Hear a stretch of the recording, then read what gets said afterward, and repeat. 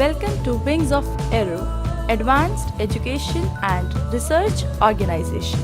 Visit our website www.wingsofaero.in.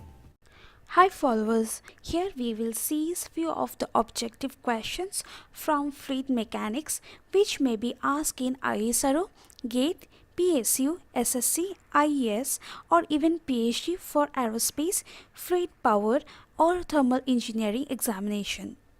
Reynolds number for the flow of certain fluid in a circular tube is specified as 2500. What will be the Reynolds number when the tube diameter is increased by 20% and the fluid velocity is decreased by 40%, keeping the fluid the same? These are the four options. Let's see the solution. So what are the given data? They have given the Reynolds number and they have said that what will be affecting with the Reynolds number if the diameter is increased by 20%. Suppose we have a diameter D and if it is increased by 20%, we can say that 1.2 of D. And if they have said the velocity is decreased by 40%, if when it is 100%, if the velocity is v and decreased by 40%, that means when decreasing, that is 0.6 of v, keeping the other parameters same. R equals to rho VL by mu.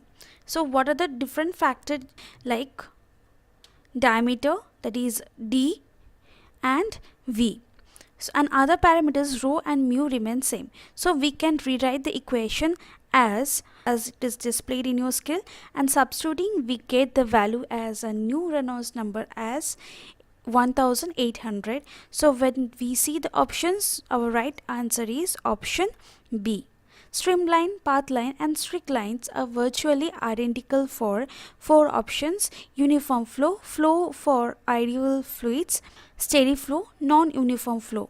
So there are four options and we can know that these flows are identical when it is in steady flow. So these are option C. The force F need to support the liquid of density D and the vessel on the top as shown in figure is. So we need to find what is the force generated in this vessel. So let's see the solutions. Here first let's find the pressure in the piston. So here they have given the density is D. So we can write H D G. And pressure can be converted in terms of force, that is force equals to pressure into area. So we just need to multiply in terms of the cross-sectional area. So we will get that H dg into A, and we will get with the answer as B, that is GdHA. This is the answer. B is a right answer. The velocity component in the x and y directions are given by u equals to lambda xy cube minus x square y. V equals to xy square minus y power 4. The value of lambda for a possible flow field involving an incompressible flow is. So let's recall the continuity equation: dou u by dou x plus dou v by dou y equal to 0. We must satisfy this condition, that is a condition for an steady state and incompressible flow. Now let's differentiate the dou u by dou x. Then we get that lambda y cube minus 2xy. When we substitute dou u v by dou y, we get that 2xy minus 3y cube. Now let's substitute this dou u by dou x and dou v by dou y in the continuity equation, and we get the lambda value is 3 and the right answer is answer D. In flow field, the streamline and equipotential lines are, there are four options: are parallel, cut at any angle, are orthogonal everywhere in the flow field, cut orthogonal except at the stagnation point. So you must remember this answer C, that is at orthogonal everywhere in the flow field. For an fluid element in an two-dimensional flow field xy plane, if it will undergo translation only, translation and rotation, translation and deformation only. The right answer is when it is in translation and rotation. Next question.